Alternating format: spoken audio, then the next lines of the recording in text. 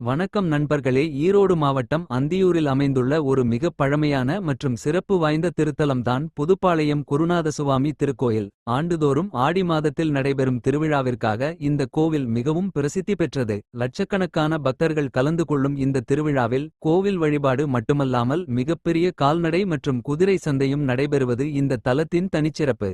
ஆனால் இந்த கோவிலின் பின்னால் இருக்கும் தலவரலாறு என்ன? 3 கற்கள் எப்படி ஒரு மிகப்பெரிய திருத்தலமாக மாறின? அதை இந்த வீடியோவில் முழுமையாக பார்க்கலாம்.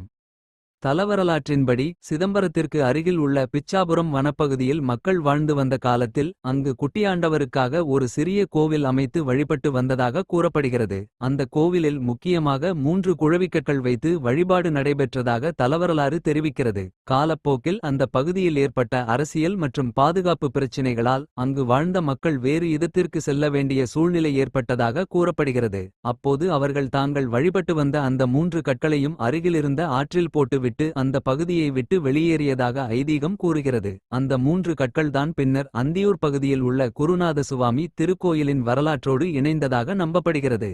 காலம் கடந்தது.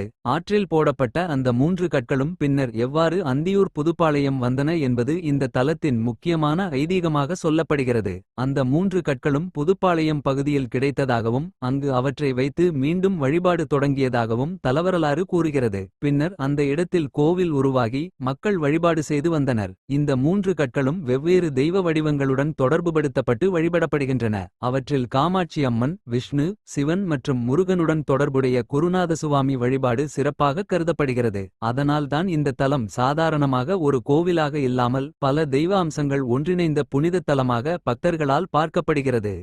குருநாதசுவாமி என்ற பெயரின் சிறப்பு. இந்த தலத்தின் மூலவர் குருநாதசுவாமி என்று அழைக்கப்படுகிறார். இத்தலத்தின் வழிபாட்டு மரபு பல தலைமுறைகளாக தொடர்ந்து வந்ததாக கூறப்படுகிறது. இன்று கோவிலுக்கு வரும் பக்தர்கள் தங்களுடைய குடும்ப நலன், தொழில் வளர்ச்சி, கால்நடை வளம் மற்றும் வாழ்க்கையில் நல்ல முன்னேற்றம் கிடைக்க வேண்டும் என்று வேண்டிக் கொள்கிறார்கள். கிராமப்புற மக்களின் வாழ்க்கையோடும் விவசாயம் மற்றும் கால்நடை வளர்ப்போடும் இந்த கோவில் நீண்ட காலமாக நெருங்கிய தொடர்பை கொண்டுள்ளது. இதனால்தான் அந்தியூர் குருநாதசுவாமி கோவில் கொங்கு நாட்டின் முக்கியமான ஆன்மீகத் தலங்களில் ஒன்றாக பார்க்கப்படுகிறது. ஆடி திருவிழா. இந்த கோவிலின் மிகப்பெரிய சிறப்பு என்றால் அது ஆடி மாத திருவிழா.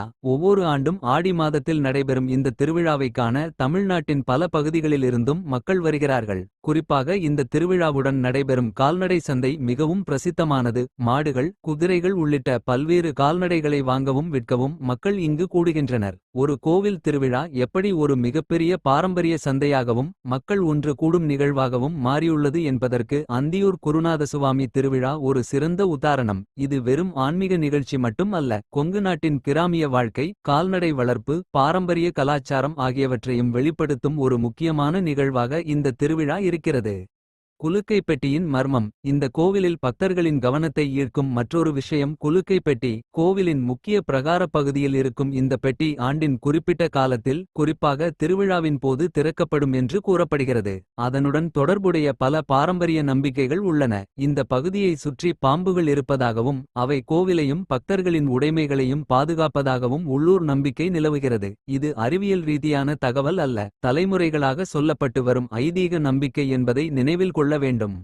இன்று குருநாதசுவாமி திருத்தலம். இன்று அந்தியூர் புதுப்பாளையத்தில் அமைந்துள்ள குருநாதசுவாமி கோவில் பக்தர்கள் அதிகமாக வரும் முக்கியமான திருத்தலமாக உள்ளது. தமிழ்நாடு இந்து சமய அறநிலையத்துறையின் பதிவிலும் இந்த கோவில் இடம்பெற்றுள்ளது. ஆடி திருவிழா காலங்களில் லட்சக்கணக்கான மக்கள் கலந்து கொள்வதாக HR மற்றும் CE குறிப்பிடுகிறது. பல நூற்றாண்டுகளாக தொடர்ந்து வரும் வழிபாட்டு மரபு, கிராமிய வாழ்க்கையுடன் இணைந்த திருவிழா மற்றும் தனித்துவமான தலவரலாறு ஆகியவை இந்த கோவிலுக்கு தனி சிறப்பை கொடுக்கின்றன. முடிவுரை. சிதம்பரம் அருகே இருந்ததாக கூறப்படும் ஒரு சிறிய வழிபாட்டு தலத்தில் தொடங்கி ஆற்றில் சென்ற 3 கற்கள் பின்னர் அந்தியூர் புதுப்பாளையத்தில் ஒரு முக்கியமான திருத்தலமாக உருவான கதை. இதுதான் அந்தியூர் குருநாதசுவாமி கோவிலின் தலவரலாற்றில் சொல்லப்படும் முக்கியமான பகுதி. நீங்களும் இந்த பழமையான திருத்தலத்திற்கு சென்றிருந்தால் உங்கள் அனுபவத்தை கமெண்டில் பகிர்ந்து கொள்ளுங்கள்.